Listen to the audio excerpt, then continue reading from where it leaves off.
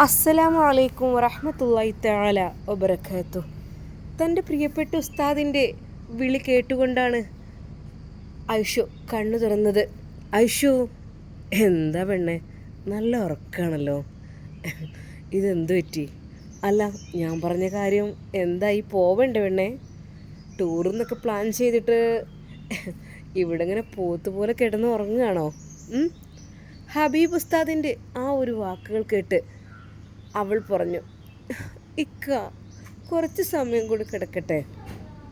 കുറച്ച് സമയം കൂടിയോ? എടി പെണ്ണിതാ ബാങ്ക് കൊടുക്കാനായി, വേഗം എഴുന്നേൽക്ക്. വേഗം എഴുന്നേറ്റ് ഫ്രഷായി തഹജ്ജുദ് നിസ്കരിക്ക്.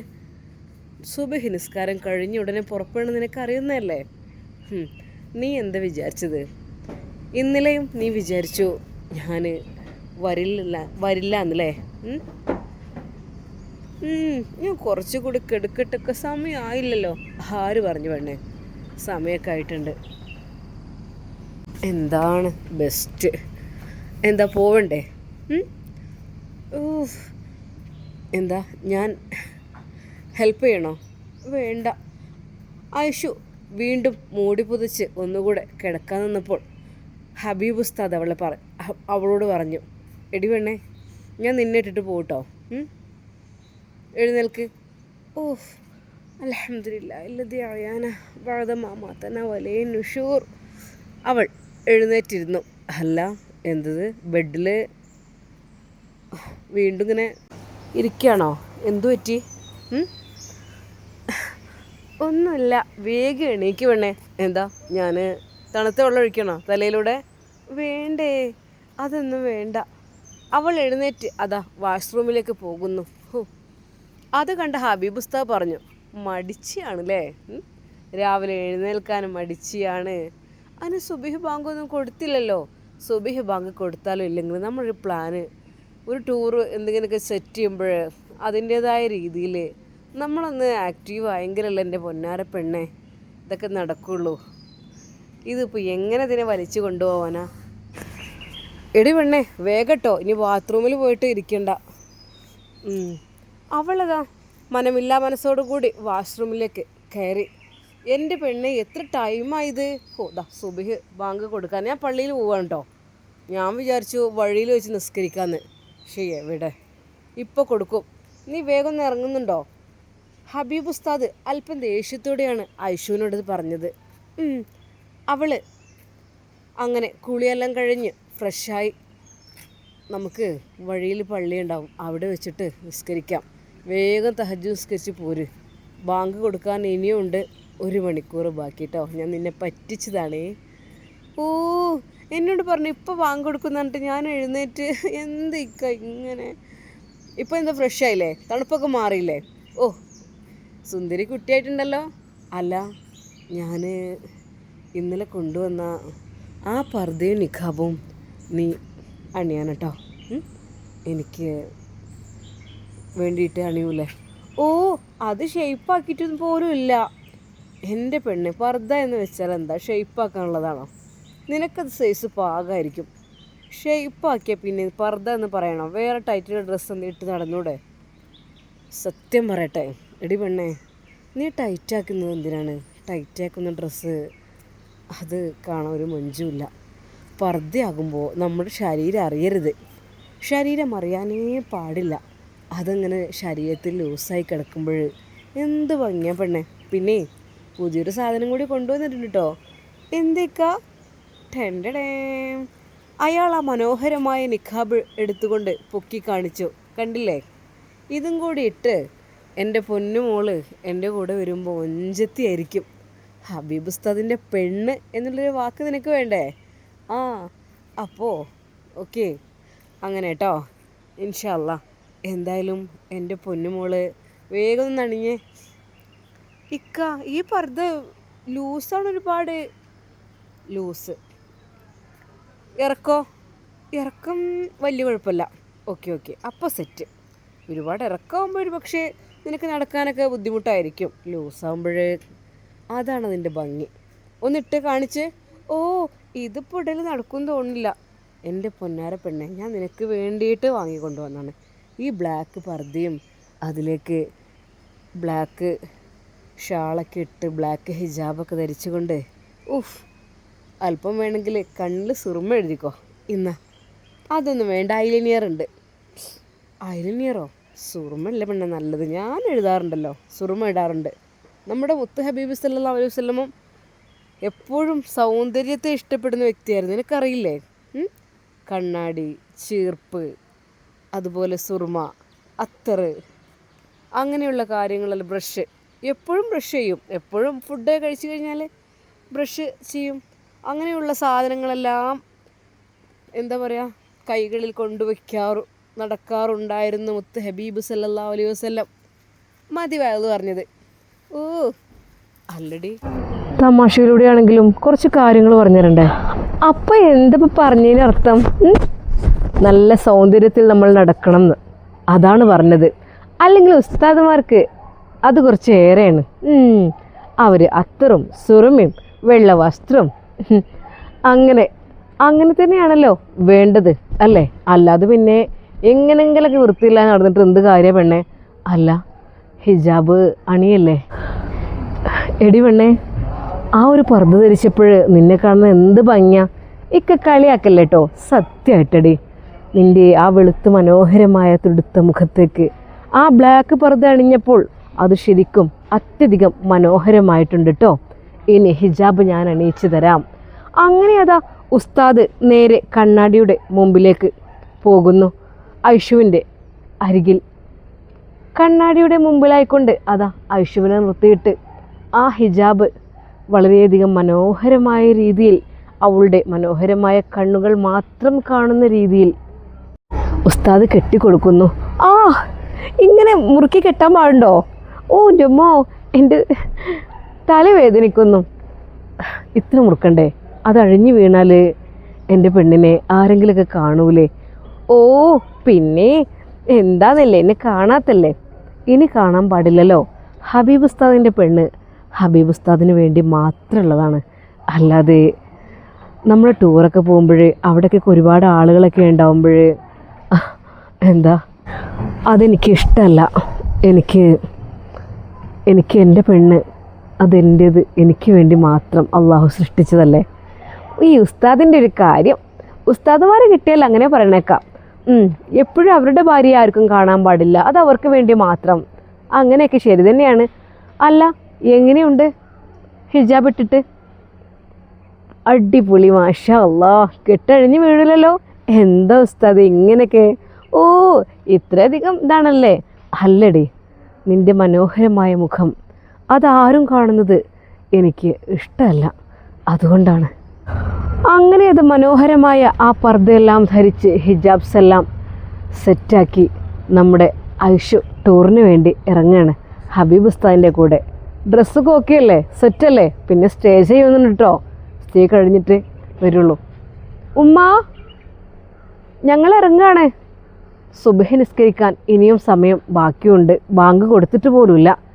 ഉമ്മ തഹജ്ജുദിലാണെന്ന് തോന്നുന്നു. ഉമ്മ, മക്കളെ നിങ്ങൾ നീച്ച് പോകാനയ്യോ? സുബഹിസ്കാരം കഴിഞ്ഞിട്ട് പോയാൽ പോരെ? ഉമ്മ, അത് വഴിയിൽ വെച്ച് നിസ്കരിക്കാമെന്ന് പറഞ്ഞു. ഇനിയുമില്ലേ ഇത്ര സമയം? 1 മണിക്കൂറോളല്ലേ? ആ, എന്നാൽ മക്കളെ ഇറങ്ങിക്കോളി, അവിടേക്ക് ചായൻ്റെ എല്ലാം കുടിച്ചിട്ട് പോവാം. ഉമ്മ പെട്ടെന്ന് തന്നെ അത് അടുക്കളയിലേക്ക് പോയിട്ട് അവർക്ക് ചായ ഉണ്ടാവും.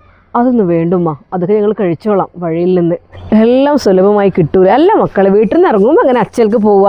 ഉമ്മ പെട്ടെന്ന് ഒരു പാൽ പാക്കറ്റ് പൊട്ടിച്ച് തിളപ്പിച്ച് അതിലല്പം ചായപ്പൊടി ഇട്ട് അല്പം മാത്രം ഷുഗർ ചേർത്ത്, മക്കളെ ഇത് ചായ, പിന്നെ ഇന്നലെ വൈകുന്നേരം ഉണ്ടാക്കിയ ഉണ്ണിയപ്പം കുറച്ച് ബാക്കി ഉണ്ടായിരുന്നു, ഇത് കൂട്ടണേ കൂട്ടിക്കോളി, അതല്ലെന്നുണ്ടെങ്കിൽ ബിസ്ക്കറ്റ് ഇതാ. അതൊന്നും വേണ്ട ഉമ്മ. അങ്ങനെ അതാ ഉമ്മയുടെ നിർബന്ധത്തിന് വഴങ്ങി അവർ ചായ കുടിക്കുന്നു. ഓ, ഇപ്പം ചായ കിട്ടിയപ്പോൾ അവിടെ ഇരിക്കുന്നതാണോ? കുടിക്കട്ടെ മോനെ. മോനെ കുടിക്കുക, ഓളുടെ ഈ കാര്യമൊക്കെ ഉണ്ടാ. ഉമ്മയുടെ ആ ഒരു വാക്ക് കേട്ട് ഹബീബ് ഉസ്താദ് ഒന്ന് ചിരിച്ചു. അൽഹംദുലില്ലാ, ഏതായാലും ഉമ്മ തന്ന ചായ അല്ലേ, അത് കുടിക്കാതെ പോകുന്നത് ശരിയല്ലല്ലോ. മാഷാ അല്ലാ, അൽഹംദുലില്ലാ. അമ്മ നിങ്ങൾ പോയിട്ട് വരാട്ടോ. അസ്സലാമു അലൈക്കും. വലൈക്കും അസ്സലാം. മക്കളെ, അപ്പം നിങ്ങൾ എന്നാ വരിക? നോക്കട്ടെ ഉമ്മ, 1-2 ദിവസം. അല്ല, ക്ലാസ്സൊക്കെ ഇല്ലേ? തിങ്കളാഴ്ച ആകുമ്പോഴേക്കും നോക്കട്ടെ, അല്ല ചൊവ്വ. ഏതായാലും ഇൻഷാ അല്ലാ പോയിട്ട് വരാം. മോനെ എങ്ങോട്ടാണ് പോകുന്നത്? ഉമ്മ, ഊട്ടിയോ വയനാടോ അങ്ങനെ എന്തെങ്കിലും തണുപ്പുള്ള എവിടെയെങ്കിലും അത് ഉറപ്പിച്ചിട്ടില്ല. ഉറപ്പിക്കാതാണ് ഇറങ്ങി പുറപ്പെടുന്നത്. നോക്കട്ടെ. ഐഷു, നിനക്ക് എങ്ങോട്ടാ പിന്നെ ഇഷ്ടം? എവിടെയായാലും വേണ്ടിയില്ല, വയനാടോ ഊട്ടിയോ എങ്ങോട്ടായാലും കുഴപ്പമില്ല. ഓ ഓക്കെ, അങ്ങനെയാണെങ്കിൽ വയനാട് പിടിക്കാം അല്ലേ? ഉമ്മ അസ്സലാമു അലൈക്കും. വലൈക്കും അസ്സലാം. മക്കളെ ശ്രദ്ധിച്ച് പോണേ മക്കളെ, പഠിച്ച റബ്ബേ കാക്കണേ അല്ലാ. റഹ്മാനെ ലഖദ് ജാക്കും ചൊല്ലി ഇറങ്ങിക്കോളിട്ട് മക്കളെ. ഞാൻ ഇവിടുന്ന് ദുആ ചെയ്യുക, റഹ്മാൻ എൻ്റെ കുട്ടികളെ കാത്തു രക്ഷിക്കണേ. ഉമ്മ, വെളുത്തു തൊടുത്ത ആ ഒരു വസ്ത്രം ധരിച്ചുകൊണ്ട് ഹബീബ് ഉസ്താദ് ആ കന്തൂറ ഇട്ട് അണിഞ്ഞപ്പോൾ ശരിക്കും അവരുടെ മനസ്സിൽ വല്ലാത്തൊരു സന്തോഷമായിരുന്നു. റബ്ബേ, എൻ്റെ കുട്ടിക്ക് സോലിഹ ഒരു ഭർത്താവിനെ കിട്ടിയല്ലോ റബ്ബേ, ഇതന്നെ വേണ്ടത്. നല്ല കെയറിങ്ങും കാര്യങ്ങളായിരിക്കും. ഐഷു, ദേ ഇവിടെ വന്നത് മുടി ഇതിൽ വന്നിട്ട് ഇല്ല. ഇക്കുൻ്റെ അമ്മോ, എന്തോ ഒരു വിശ്വാസമാണത്. അല്ല പെണ്ണ്, കാണാൻ പാടില്ല, അത് കാണിക്കാൻ പാടില്ലല്ലോ. ഉമ്മ എന്നാൽ ശരി കേട്ടോ. ഓക്കെ, അസ്സലാമു അലൈക്കും. ആഷി എവിടെ? ആഷി എണീറ്റിട്ടില്ല. ആ, ആഷിയോടൊന്ന് പറഞ്ഞേക്ക്. എന്നാൽ അപ്പോഴേക്കും അത് ആഷി വരുന്നു. ഓ, സുബീന് മുമ്പായിട്ട് നിങ്ങൾ പോവുകയാണോ? ആഷി, പോയിട്ട് വരാം ഇൻഷാ അല്ലാ. ആ, പോയിട്ട് പൊളിക്ക് കേട്ടോ. ഐഷു, നമ്മളൊന്ന് മറക്കല്ലേ മുത്തേ. ഇക്കാക്ക, നിങ്ങളൊന്നും മിണ്ടാതിരിക്കുന്നുണ്ടോ? എൻ്റെ പൊന്നാര ആഷി, പോകാൻ നേരത്ത് ഞങ്ങളെ ചൂടാക്കണ്ട. എൻ്റെ പൊന്നാര ഉമ്മ ഇല്ല. എന്നാൽ ശരി ആഷി, അസ്സലാമു അലൈക്കും.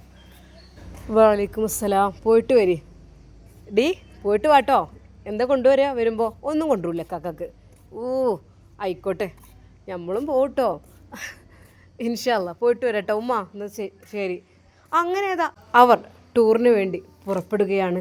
സത്യം പറഞ്ഞാൽ ഐഷുവിന് അത് വല്ലാത്തൊരു അനുഭവമായിരുന്നു. അത് ഹിജാബ് ധരിച്ചുകൊണ്ട് ഉസ്താദിൻ്റെ കൂടെയുള്ള ഒരു ടൂർ എന്നൊക്കെ പറയുമ്പോൾ അത് ഏറ്റവും മനോഹരമായിരുന്നു.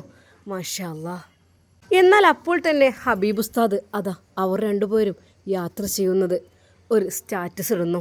ഈ സമയം ഹബീബ് ഉസ്താദിൻ്റെ ക്ലാസ്സിലെ കുട്ടികൾ ഡി മെസ്സേജ് അയക്കൽ തുടങ്ങുന്ന ഗ്രൂപ്പിലേക്ക്.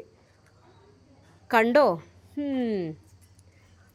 അവർ ടൂറ് പോയി. ഹബീബ് ഉസ്താദും ഐഷുവും. ഒന്ന് നോക്കിക്കേ പെണ്ണേ, ഒന്ന് നോക്ക് ഗ്രൂപ്പ്. എന്നാൽ ഈ സമയം ഹാദിയയും അത് കാണുന്നു. അവർ ടൂറ് പോയില്ലേ, എന്താ അവളുടെയൊക്കെ ഒരു സുഖം. ഞാൻ ആഗ്രഹിച്ച ഉസ്താദിനെ അങ്ങ് മനസ്സിൽ പെട്ടെന്ന് അങ്ങോട്ട് റെഡിയാക്കി എടുത്ത് ഇപ്പം അവർ നിക്കാഹം കഴിഞ്ഞ് ടൂറും പോലെ തുടങ്ങി. എനിക്ക് ഈ കാഴ്ച കാണാൻ കഴിയില്ല. എനിക്കത് ഇഷ്ടമല്ല ഒരിക്കൽ പോലും. എനിക്കത് ഇഷ്ടമേ അല്ല. എന്നിട്ട് അവർ സ്റ്റാറ്റസ് ഉണ്ട് മറ്റുള്ളവർ ടെൻഷനാക്കാൻ വേണ്ടിയിട്ട്.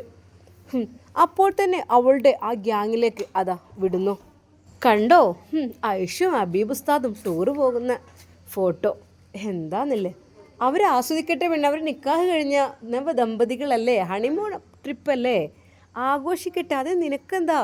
അതിൽപ്പെട്ട ഒരുത്തി ചോദിച്ചു. നീ ഒന്ന് മിണ്ടാതിരിയടി, ഇത് മനുഷ്യനെ കാണുമ്പോൾ എത്ര ടെൻഷനുണ്ട് നിനക്കറിയോ? എന്താ ആദ്യം നിനക്ക്? അവളെ ഭർത്താവിൻ്റെ കൂടെയല്ലേ അവൾ ടൂറ് പോയത്, നിനക്കെന്താ ടെൻഷൻ? നമ്മൾ ആഗ്രഹിച്ച വ്യക്തിയെ മറ്റൊരിടത്ത് കല്യാണം കഴിച്ച് ടൂറ് പോകുമ്പോൾ ടെൻഷൻ ഉണ്ടാവില്ല? നിനക്കുണ്ടാവില്ലേ? ഞങ്ങൾ അതിനാരെയും ആഗ്രഹിച്ചിട്ടില്ല. ഇല്ല, പിന്നെ കോളേജിലെ മൊത്തം പെൺകുട്ടികൾ ആഗ്രഹിച്ചതാണ്. പക്ഷെ നിക്കാഹ് കഴിഞ്ഞതോടുകൂടി ഞങ്ങൾക്കൊക്കെ മോളെ ആ ചിന്ത അങ്ങ് വിട്ടു. കാരണം അദ്ദേഹത്തിന് ഭാര്യ ഉള്ളതാണ്. ഭാര്യ ഉണ്ടാകുമ്പോൾ നമ്മളങ്ങനെ പിന്നെ അവരെക്കുറിച്ച് ചിന്തിക്കുന്നത് ശരിയാണോ? ഐഷ അയാളുടെ ഭാര്യയാണെങ്കിലും അല്ലെങ്കിലും എനിക്കിപ്പോഴും അയാൾ ഇഷ്ടം തന്നെയാണ്. അത് ആരൊക്കെ തന്നെ എന്തൊക്കെ തന്നെ പറഞ്ഞാലും. സത്യം പറഞ്ഞാൽ ഹാദിയയുടെ ആ ഒരു വാക്ക് കേട്ട് അവർ തന്നെ അത്ഭുതപ്പെട്ടു.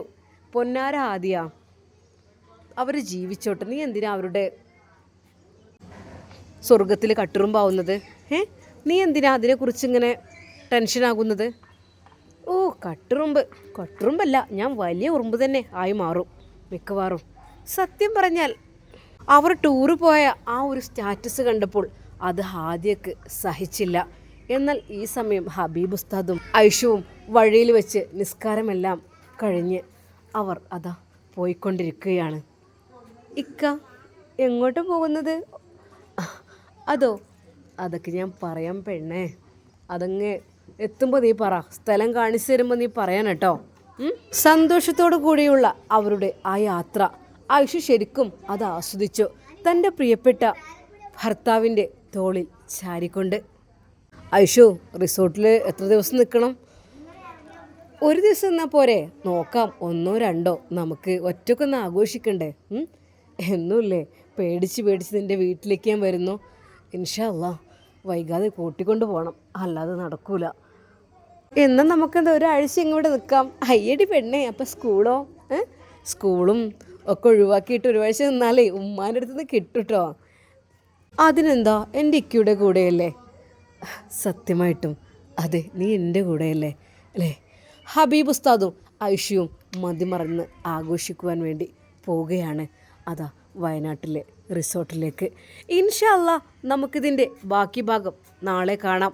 അതുവരേക്കും എല്ലാവർക്കും അസ്സലാമു അലൈക്കും വറഹ്മത്തുള്ളാഹി തആല വബറകാതുഹു.